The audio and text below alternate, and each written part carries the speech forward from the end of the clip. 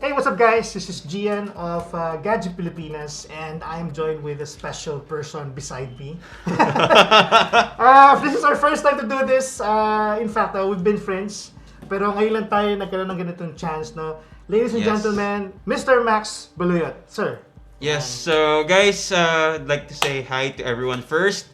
Now, I think right now kasi di ba marami nagsasabi, should I consider getting a high-end gaming chair or a non-gaming chair? Because, you know, the line between the two, pwede naman kasing you can have both eh. You can have the best of both worlds, having a non-gaming chair and a gaming chair in a package and on a chair, no? But this time, since we're talking about chairs, no?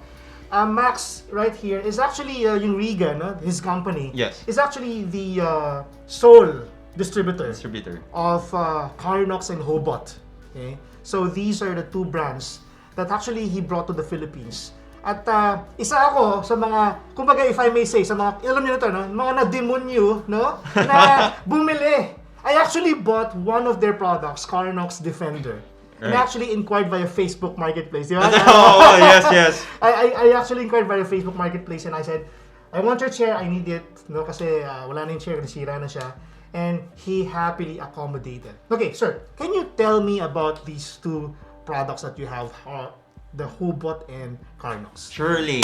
And also, you mentioned about the gaming chair. You know, if you could also tell me kung ano ba yung special about them as gaming got chairs. it. So, most of the times, we look for gaming chairs online, read some reviews, and it takes us so much time to read the pros and cons. So as the distributor here in the Philippines for Karnox and Hobot, what we do is we first make sure that it is of quality. Secondly, it should have ergonomics. Without it having ergonomics, we will not create it.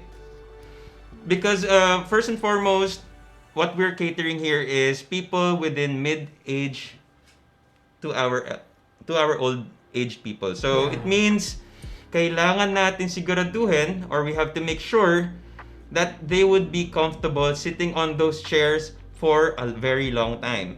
And usually for us, as katulad ko, bata pa ako, what we aim for is a good-looking chair only without even considering ergonomics and comfort. So with our chairs, we make sure that they are comfortable, we make sure that they are elegant looking.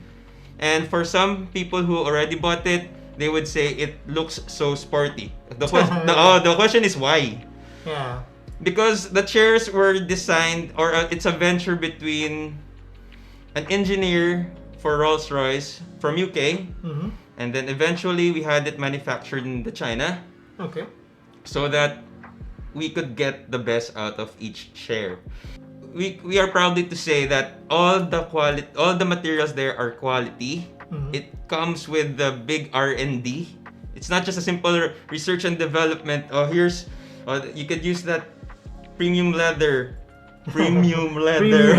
Premium PU leather. Premium PU leather. So we always make sure that everything there in that specific chair is what you see in the images, and that's why we don't use rendered images of chairs. Actual. Napansin mo? I remember this eh.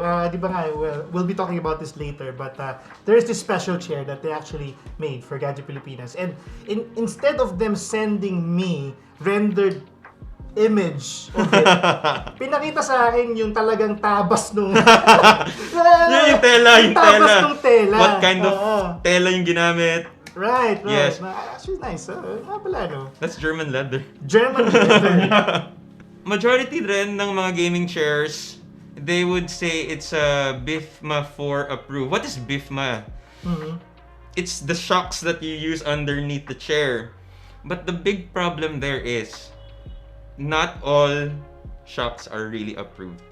They would say here in their spec sheets, but eventually, once you try the real one, it's acero. So, pwede mo siyang ipampukpok ng dingding, mabubutas yung dingding nang hindi siya magigiba or magko-collapse. So, we tried hammering down one just to find out. So, we put it on a big clamp. Pinamaso namin sa pinsan ko. Kaya bakit ganito? Hindi nasisira.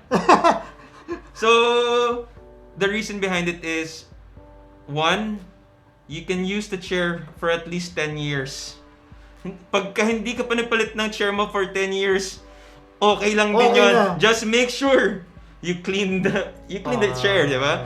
And then, in my case, like my Defender, it's fabric, so actually two.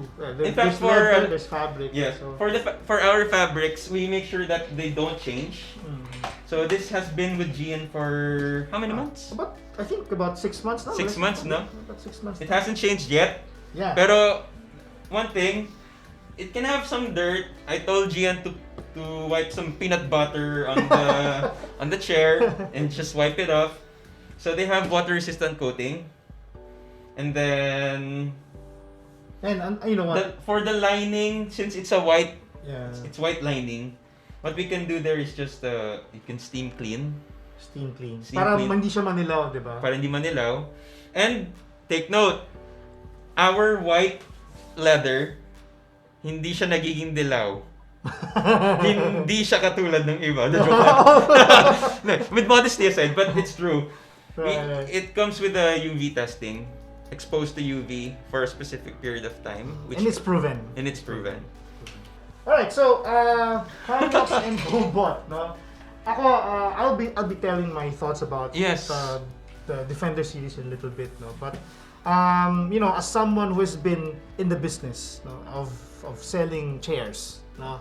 Yes. How is it so far right now? I mean, kumbaga ako kasi consumer, yes. No? I buy a chair, I sit on it for about more than 8 hours per day because it's my work, no? Yes. Pero ikaw, as someone who has been selling, of course, I would not argue na you're also sitting on a Hobot or Karnox chair.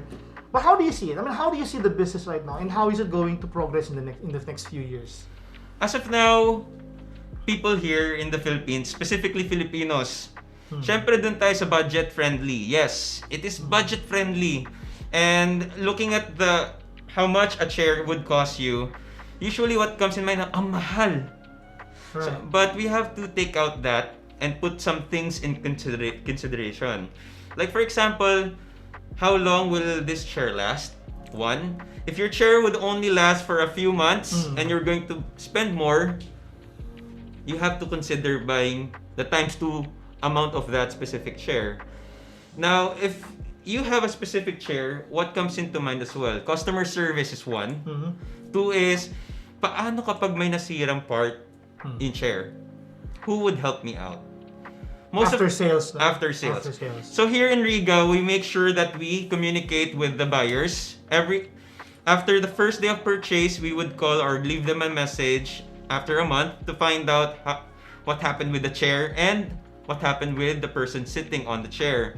I, as the owner of the company, usually I would call them directly to find out ano yung kakulungan ng upuan, why they're not comfortable with it. So, as far as it goes, from his share, 6 months, sales is there. It's up there. It's up there. I see. The reason being is, most of the people, they don't see people buying expensive shares. Right. Kahit ikaw, di ba? Oh. Parang, ang mahal kasi. If I would be a common Filipino, ang budget ko is below the average, usually. Right. When we say the gaming chair is the average is between 1K to 8K. To 8K, right. So, within the range. No? Within the range. Yes, it is affordable for most of the chairs out there. However, after sitting there for a specific period of time, as a consumer, or let's say, I'm not talking on behalf as I'm the owner of the chairs, but as a consumer, ayokong magkakaroon ng bakat yung upuan ko. I don't want to leave butt marks. My chair. May isipin mo, may curve yung upuan mo eh. Tapos nagkakaroon pa ng extra curve because of your bone, your pelvis bone. Yeah. So, ayoko nun. So, what we use is high-quality polyurethane cold-treated foam. Cold-treated foam. Yes. Like here, hindi naman cold dito. Hindi kasi ano eh. If your butt is warm, usually if you press on it, lulubog eh, di ba? Yes. Ah. So, katulad niyan, wala kaming sample dito. So, kung prepared lang ako, I could have gotten a sample ng inside ng chair. Right. If you would compare it from majority of the chairs, you would say na it should be priced the same as the most expensive chairs that you would see. Right. Yeah, so executive chairs, gaming chairs, it's all in one specific chair. Because we have to make sure, we have to put in consideration the person who's using the chair for at least 8 hours, 16 hours. Because for some content creators, gamers, streamers, alam mo naman, if you're a streamer, what you would do is you would sit there, okay, 3 hours lang muna ako. That's your decision. Right. And then eventually, since you have a lot of viewers, you don't want to put them down, extend time. That's true. Kapag nasa computer shop tayo, nabitin tayo, what we do, Kuya, ate, extend time. 1 hour, 30 minutes. 30 minutes. Ganon, di ba? So, ngayon, since you're already at home, lalo na, if you're working from home or playing from home, definitely, you would want to sit on a chair na would really be able to support you, would be able to really to bring you comfort all throughout your gaming or working experience. I don't know, I mean, no BS here. Yes. Katulad namin, like for you're a content creator. Like for myself, ayaw namin na may, for example, na may influence kami sa sasabihin namin because someone said so. We have our own opinion, and that's why, like for our chairs, we would say what's good and what's bad. And then, since Gian here insisted na, sabi niya, I really like your chair. How was your chair? After a month, he got the chair, and then after a month, I called him and messaged him personally because he's my friend. But if kung consumer yan, sometimes I would, and sometimes my associates would do it for me. So, ayun, we found out na most of the chairs, you just buy a chair without considering the height of the back, without considering the width of the seat. I also have another friend who suffered from pain sa leg. Okay. Do you know that the frame for the chairs, they have, just for it to have that curvature. Lumbar?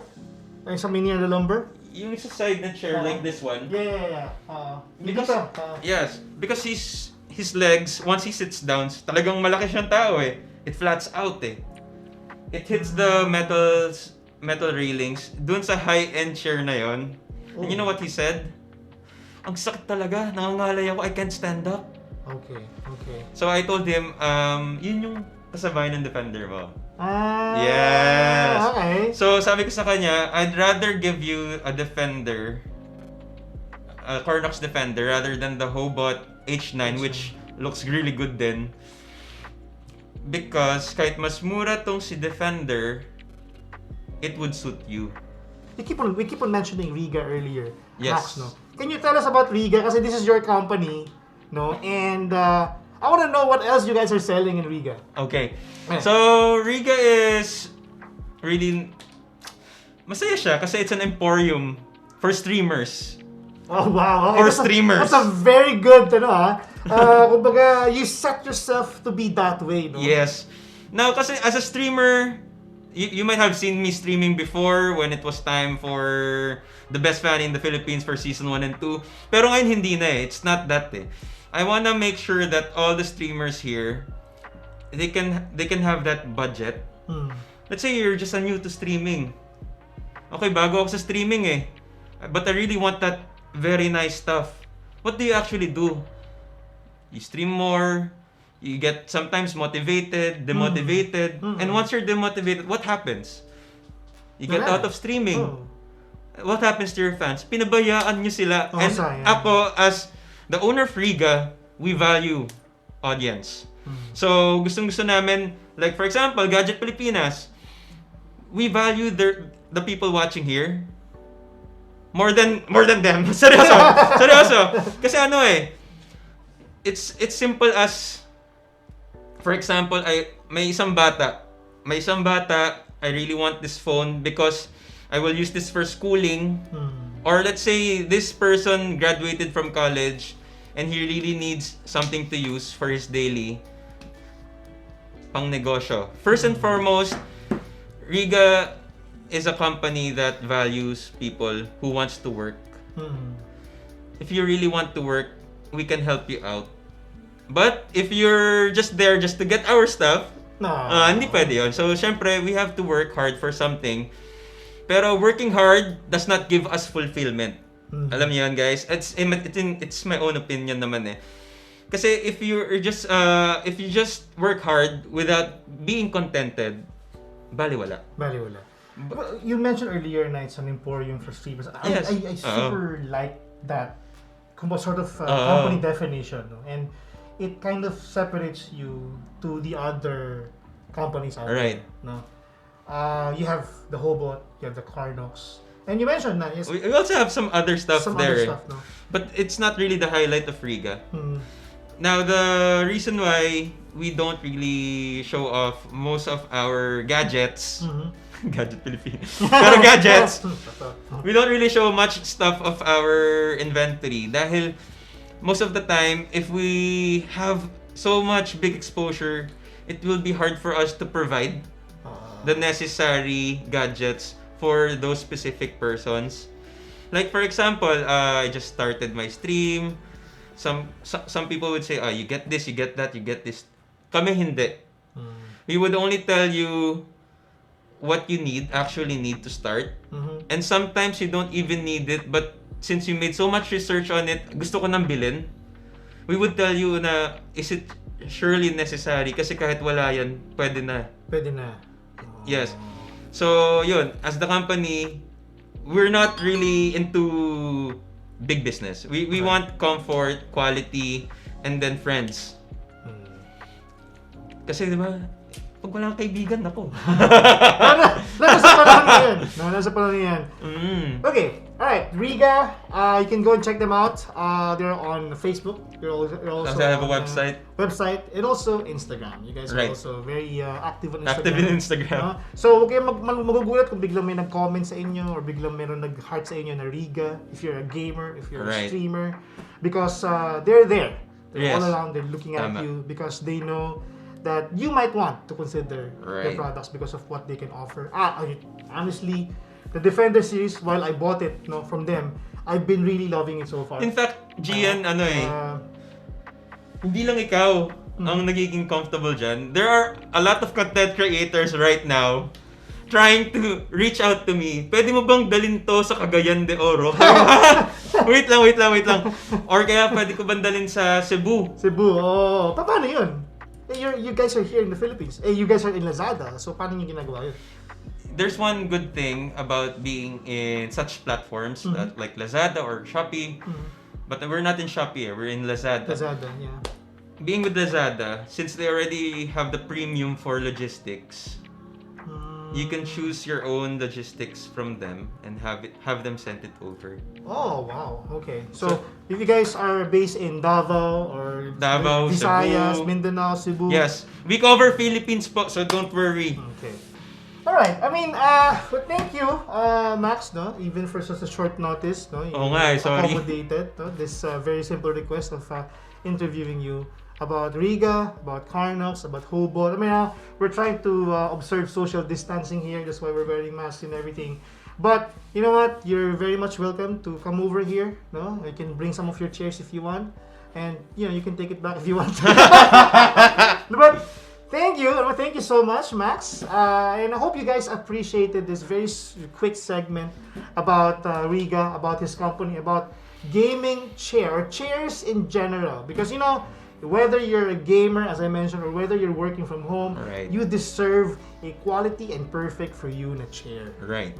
And since we're talking about Hobot and Karnox, you might want to consider their products.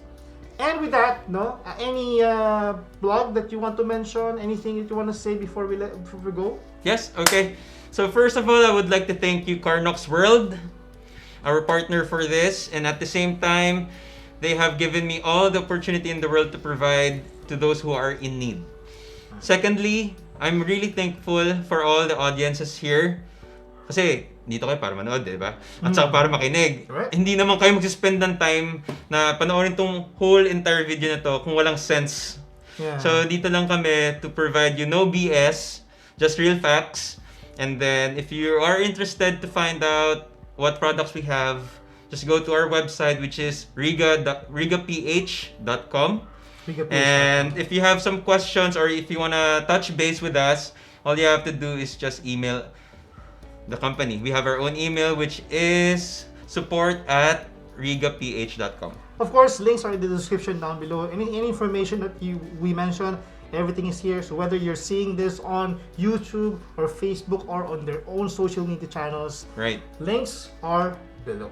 All right. Alright, so that's it guys. Thank you so much Thank you. for watching this video. We'll catch you in the next one. If you haven't subscribed to our YouTube, and if you haven't liked or followed our Facebook page, this is the best time to do so. This has been GN, and this is Max. We'll see you in the next one. Bye!